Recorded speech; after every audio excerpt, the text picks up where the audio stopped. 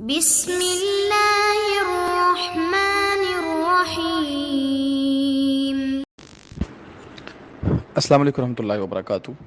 یہ جو روایت اس پوسٹ میں لکھی گئی ہے کہ ابو ہریرہ رضی اللہ تعالیٰ عنہ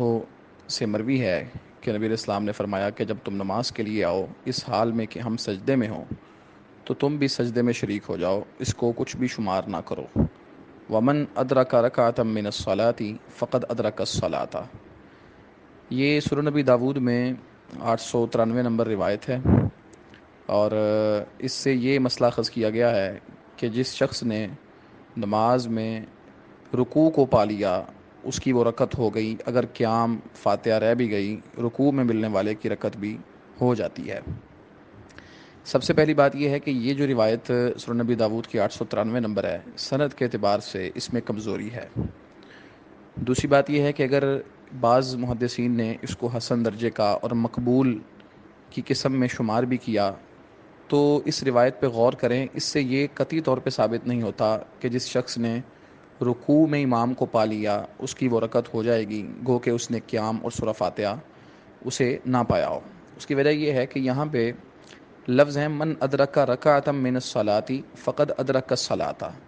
یہاں پہ رکعتن کا معنی رکوع کرنا درست نہیں ہے۔ یہاں پہ اس جملے کا ترجمہ یہ بنے گا جس بندے نے نماز کی رکعت کو پا لیا، ایک رکعت کو پایا تو گویا کہ اس نے پوری نماز کو پا لیا۔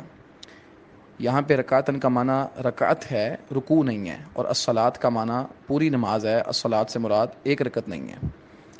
اس طرح کی روایات سنن ترمذی، ابو داؤد اور صحیح بخاری مسلم میں بھی موجود ہیں، اور وہاں پہ اس کی مزید وضاحت بھی کی گئی کہ اس کا مطلب کیا ہے۔ مطلب اس کا یہ ہے کہ آپ فجر کی نماز سے لیٹ ہو گئے، عصر کی نماز سے لیٹ ہو گئے، اب سورج غروب ہونے میں یا سورج طلوع ہونے میں 3 منٹ رہ گئے، 4 منٹ رہ گئے، آپ نے نماز شروع کر دی۔ اب نماز کے وقت ختم ہونے میں 3 منٹ یا 4 منٹ باقی ہیں، اور اس 3 منٹ یا 4 منٹ میں آپ ایک رکعت پڑھ لیتے ہیں، ٹھیک ہے۔ بقیہ جو وقت ہے آپ وہ موجودہ نماز کا وقت ختم ہونے کے بعد بقیہ رکعتیں پڑھ رہے ہیں، تو شریعت آپ کو یہ ریلیف دے رہی ہے کہ آپ چونکہ نماز کی ایک رکعت نماز کے وقت کے اندر پڑھ چکے ہیں، گو کہ بقیہ 3 رکعتیں یا بقیہ ایک رکعت وقت ختم ہونے کے بعد پڑھ رہے ہیں، لیکن آپ کی پوری نماز بر وقت شمار ہو رہی ہے، وقت کے اندر پڑھی گئی شمار ہو رہی ہے۔ یہ شریعت کی ایک وسعت اور ایک دی گئی انسانوں کو رخصت ہے۔ تو اس حدیث کا یہ مطلب قطعی طور پہ نہیں ہے کہ جس نے رکوع پا لیا اس نے رکعت پا لی، بلکہ اس مفہوم کی روایات صحیح بخاری وغیرہ میں دیگر جگہوں پہ موجود ہیں، اور وہاں اس کی وضاحت ہے کہ یہاں پہ رکعۃ من الصلاۃ سے مراد نماز کی پوری رکعت ہے۔ جس نے نماز کی ایک رکعت کو پا لیا اس نے نماز کو پا لیا۔ مفہوم میں نے بتا دیا کہ بخاری مسلم میں اس کی وضاحت موجود ہے۔ تیسری بات اس میں یہ ہے کہ اگر آپ یہ کہیں گے کہ جس نے رکعت کو پا لیا، رکوع کو پا لیا، اس نے پوری رکعت کو پا لیا، تو اس سے تو پھر نماز کے 2 اہم ترین ارکان جو ہیں وہ ان کی کوئی حیثیت نہیں رہے گی۔ مثال کے طور پہ سورہ فاتحہ ہے، صحیح روایات سے ثابت ہے کہ یہ نماز میں پڑھنا ضروری ہے، اس کے بغیر نماز نہیں ہوتی۔ اور پھر دوسرے نمبر پہ جو نماز میں قیام ہے، رکوع سے پہلے جو قیام ہے وہ بھی نماز کے لیے شرط بھی ہے اور نماز کا رکن بھی ہے۔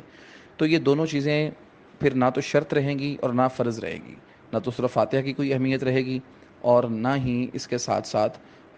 قیام کی کوئی اہمیت رہے گی۔ تو یہ دونوں چیزیں جب دوسری احادیث سے ان کی فرضیت اور ان کی اہمیت پہ روشنی ڈالی گئی ہے تو یہ کہنا پھر مشکل ہے کہ جس نے رکوع کو پا لیا اس نے رکعت کو پا لیا۔ بعض صحابہ کرام سے ایسے آثار منقول ضرور ہیں اور جن سے یہ استدلال کیا جاتا ہے، اور رسول اللہ صلی اللہ علیہ وسلم کی طرف منسوب ایک روایت بھی ہے جس میں یہ ہے کہ جس نے رکوع کو پا لیا، اس میں رکعت کی بجائے رکوع کے الفاظ ہیں، لیکن رسول اللہ صلی اللہ علیہ وسلم سے کوئی بھی روایت رکوع کو جس نے پا لیا اس نے رکعت کو پا لیا ان الفاظ کے ساتھ صحیح سند سے ثابت نہیں ہے۔ صحیح سند سے جو بات آ رہی ہے وہ یہی آ رہی ہے کہ نماز کی ایک رکعت کو پانے والا پوری نماز کو پا لیتا ہے، اور مطلب بھی احادیث میں واضح بیان کیا گیا ہے کہ غروب آفتاب سے پہلے یا طلوع آفتاب سے پہلے اگر آپ عصر کی یا مغرب کی نماز پڑھ رہے ہیں، عصر کی یا فجر کی نماز پڑھ رہے ہیں، تو اس وقت میں اگر آپ نے ایک رکعت پا لی ہے تو بقیہ گو کہ آپ نے بعد میں پڑھی ہیں تو آپ کی نماز بر وقت پڑھی ہوئی شمار ہوگی۔ احادیث کا مطلب جب دوسری احادیث میں واضح ہے تو لہٰذا یہ استدلال کے مدرک رکوع مدرک رکعت ہے، یہ